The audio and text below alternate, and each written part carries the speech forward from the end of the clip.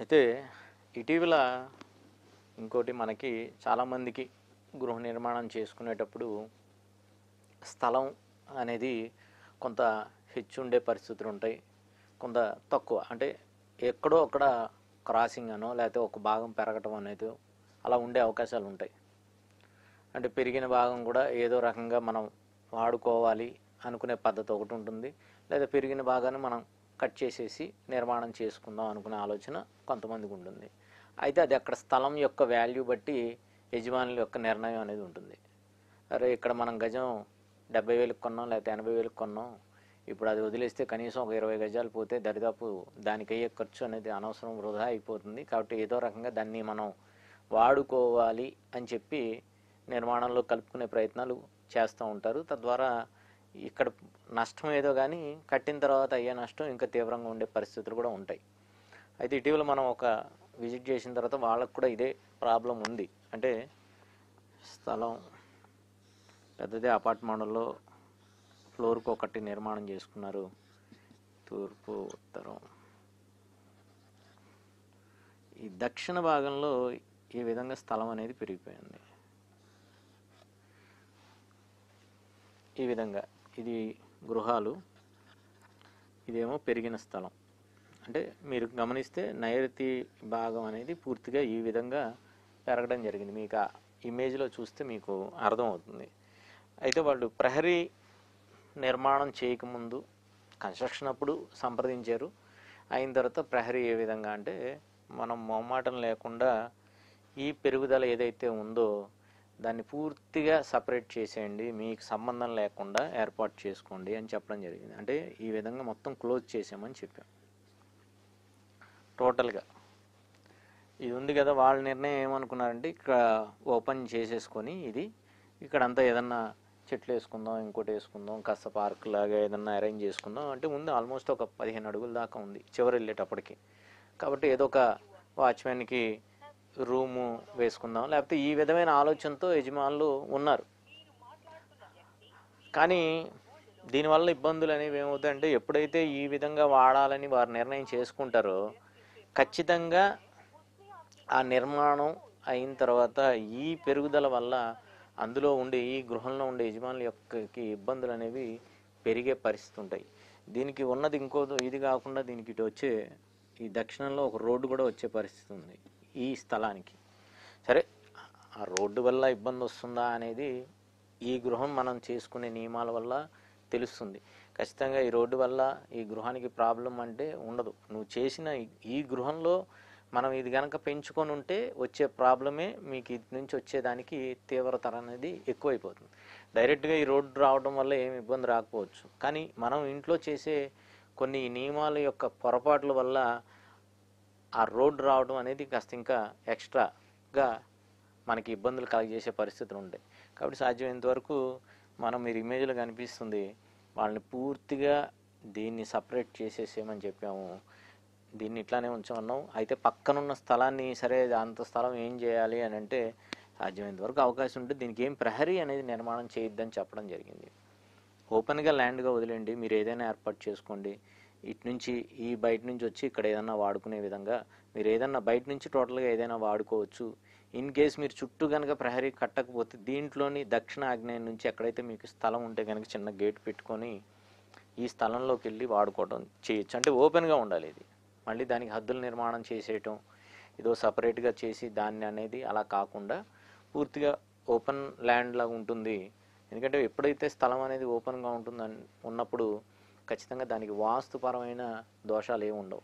ఎప్పుడైతే మనం హద్దులు అనేది నిర్మాణం చేసేస్తామో హద్దులు కనుక ఏర్పాటు చేసామనుకోండి ఖచ్చితంగా దానికి తూర్పు ఉత్తరం ఈ భాగం పెరిగింది ఈ భాగం తగ్గింది అనేది నియమాలు అనేవి వచ్చేస్తాయి. తద్వారా ఇబ్బందులు పడే పరిస్థితులు ఉంటుంది. కాబట్టి సాధ్యమైనంతవరకు ఈ పెరిగిన భాగానికి ప్రత్యేకంగా మీరు ప్రహరీ లాంటిది ఏం నిర్మాణం చేయొద్దని చెప్పడం జరిగింది. ఇక్కడ మీరు చెట్లు పెట్టుకుంటారా, ఏం పెట్టుకుంటారా, ఏదైనా సపరేట్గా పూల మొక్కలు కావచ్చు, పెద్ద చెట్లు కావచ్చు, ఎందుకంటే దక్షిణ నైరుతి భాగాలు కాబట్టి ఏదైనా ఏర్పాటు చేసుకోండి, గార్డెన్ లాగా చేసుకోండి, ఏదైనా పిల్లలు ఆడుకునేది ఏదైనా చేసుకోండి, బయటకు ఉండే విధంగా ఏర్పాటు చేసుకోవటం మంచిదని చెప్పడం జరిగింది. ఖచ్చితంగా దీనిలోంచి వెళ్ళినా కూడా దీనికి ప్రహరీ లాంటిది ఏం నిర్మాణం చేయొద్దని మాత్రం మనం చెప్పడం జరిగింది. కాబట్టి ఈ విధంగా అంటే లేదు మన కనుక సంప్రదించలేదు అనుకోండి, అట్లీస్ట్ సగం కట్టిన తర్వాత సంప్రదించిన, లాస్ట్లో ఆ డౌట్ వచ్చి సంప్రదించిన, చాలా వరకు ఈ సజెషన్ వల్ల వాళ్ళకి ఫ్యూచర్లో వచ్చే ఏవైతే ఇబ్బందులు ఉంటాయో అవి రాకుండా ఉండే అవకాశాలు అనేవి మనం చేసినట్టు అవుతుంది. లేదనుకోండి, ఈ విధంగా లేదు మనకి ఉన్నది కదా స్థలం ఎందుకు వేస్ట్ చేయటం, దీన్ని ఏదో విధంగా మనం వాడేసుకుందాం అనుకుంటే, ఈ విధంగా ఇక్కడేమో గృహం ఉంటుంది, ఈ పెరిగిన స్థలం ఈ విధంగా ఏర్పాటు చేసేవాళ్ళు. తద్వారా ఈ భాగం ఎప్పుడైతే పెరుగుతుందో వాళ్ళ యజమానులకి ఖచ్చితంగా వారి యొక్క వృత్తిలో కావచ్చు, ఉద్యోగాల్లో కావచ్చు, వ్యాపారంలో కావచ్చు, ఖచ్చితంగా ఇబ్బందులు అనేవి ఏర్పడే పరిస్థితులు అనేవి ఉంటాయి. కాబట్టి మనం ఎప్పుడైనా కానీ నిర్మాణం చేసేటప్పుడు ఈ విధమైన జాగ్రత్తలు అనేవి తీసుకోవాలి. ఖచ్చితంగా ఏంటంటే ప్రహరీ కూడా ఇందులో ఇంపార్టెంట్.